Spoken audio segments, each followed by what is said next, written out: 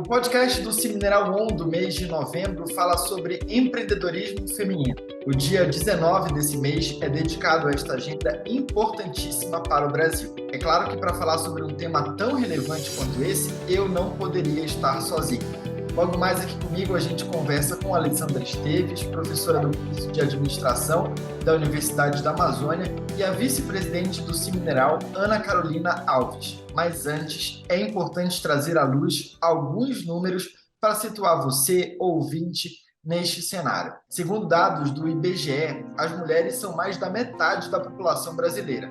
Apesar disso, elas representam um pouco mais de 40% da força de trabalho no país, e a grande maioria delas não tem acesso a cargos de liderança. Dados da Organização das Nações Unidas, a ONU, dizem que as trabalhadoras ao redor do mundo recebem cerca de 84% do que ganham os homens.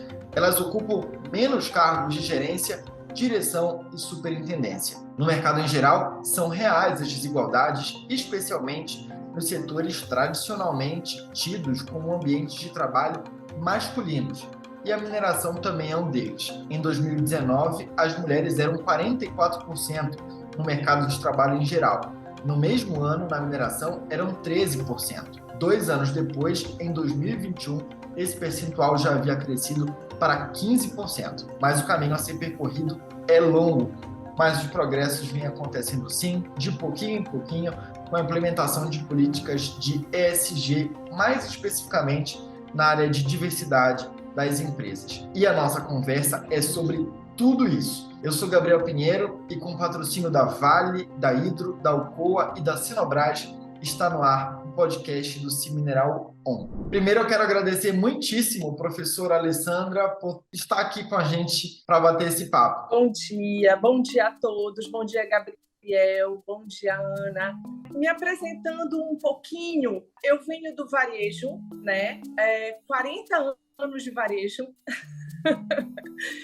E entrei na docência há relativamente há pouco tempo. Quero agradecer também desde já a vice-presidente do Semineral, Ana Carolina Alves, por essa conversa. Bom dia, Gabriel. Bom dia, professora. Tudo bom? Bom, obrigada aí por essa oportunidade.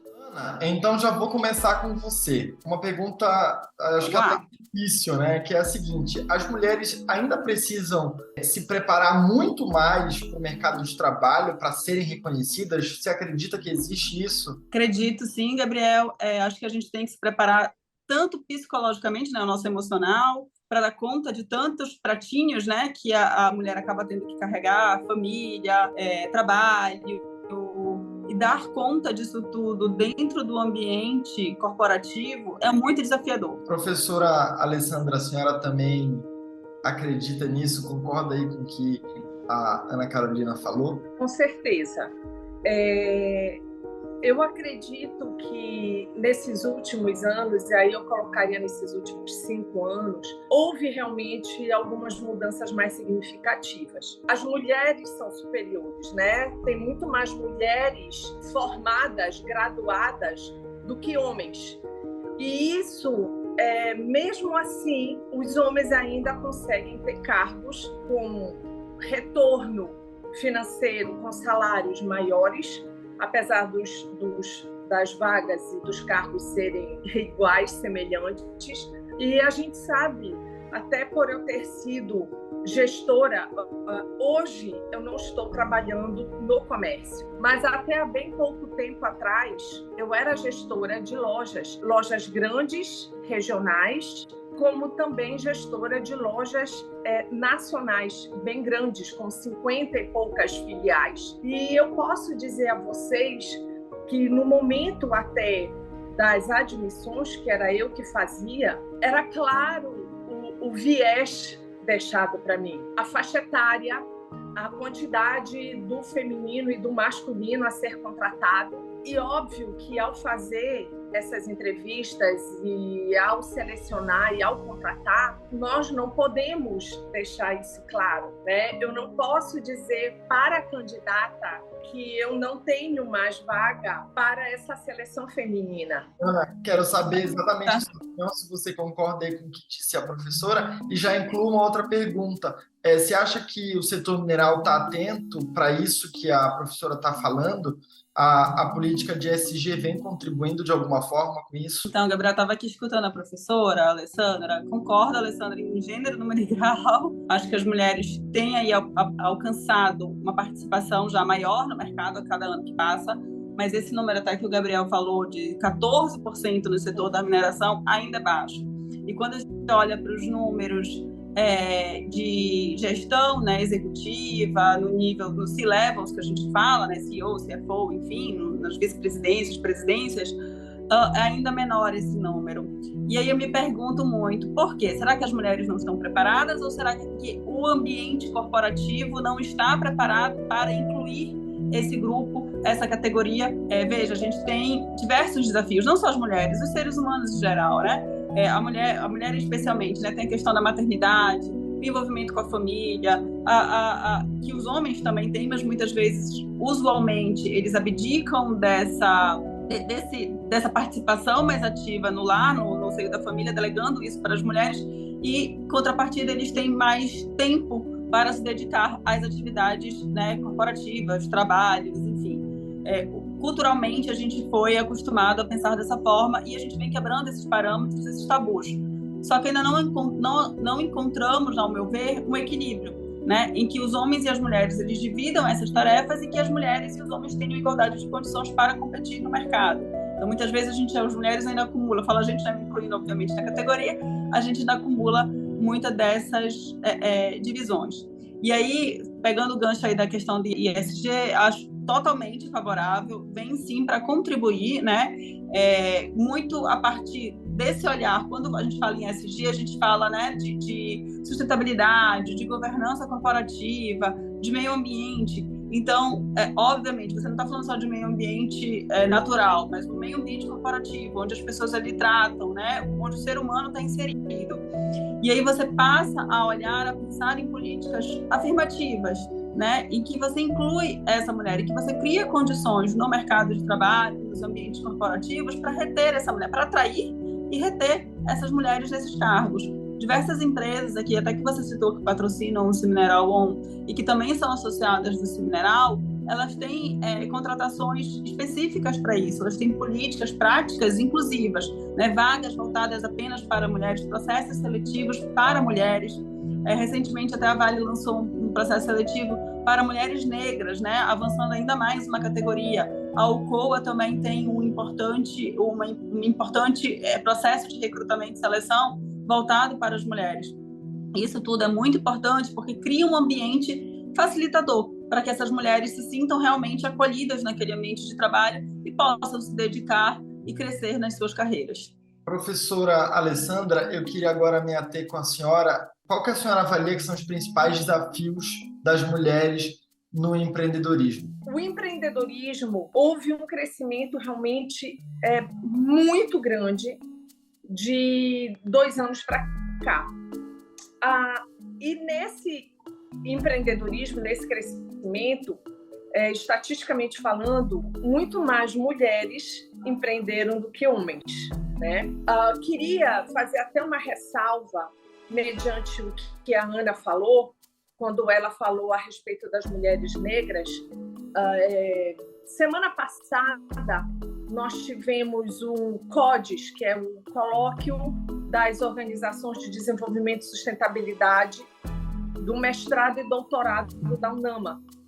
E eu compareci a uma palestra muito interessante sobre empreendedorismo feminino e nela foi pontuada muito a respeito dessa dificuldade e principalmente da mulher negra, que ela ainda é mais, eu diria, prejudicada do que a mulher em geral, nesse sentido de ser aberta às contratações ou às vagas ou às remunerações. Porque, falando em números, ela teria não só que fazer a parte que todas nós mulheres temos que fazer, né, de ser um trabalho em dobro. E aí eu estou falando do trabalho, como a Ana bem colocou, em casa, né, e profissional, mas ela ainda tem que fazer um pouco mais por ser negra, né, e por ter que ultrapassar essa resistência. Então, o que eu noto, voltando à sua pergunta do empreendedorismo, é que nós agora estamos tendo a oportunidade de empreender, mas mostrando a nossa trabalhabilidade. E isso é uma coisa também muito interessante, que até há bem pouco tempo atrás, muito poucas empreendiam porque não tinham coragem. E hoje eu noto que talvez a necessidade, talvez tudo que nós passamos durante, né, esses últimos períodos tenha feito com que essa necessidade fosse a impulsão necessária para que ela tomasse essa coragem. Eu noto também na academia há uma diferença não muito grande, mas há sim uma diferença entre os que entram dessa diferença de mulheres e homens. Por quê? Porque eu acredito em que elas, as mulheres, se sintam mais na obrigação de entender e de mostrar o seu conhecimento para que elas sejam melhores aceitas. Diferente, talvez, do homem, que para ascender num cargo ele não precisa ter tantos atributos técnicos qualificativos. E agora eu queria até perguntar para a Ana como que que dica, que recado ela pode dar para quem quer crescer nesse mundo do empreendedorismo, mas quer fornecer para o setor mineral. Não sei se eu posso falar em dica, Gabriel, né? Mas assim, acho que o setor mineral ele é cada vez mais pujante aqui no nosso estado, né? O estado do Pará é uma província mineral, ele está cada vez se destacando cada vez mais nesse setor, como sendo aí o polo mineral que mais cresce, né? Cada vez mais contribui aí para o PIB nacional, para as exportações minerais do país. Dentro disso, a gente tem uma cadeia de suprimentos, né? Enfim, não é só a mineração e a extração, mas sim uma cadeia toda envolvida para dar suporte a essa extração mineral, né? A atividade minerária em si. As empresas, usualmente, elas têm as suas áreas de suprimentos.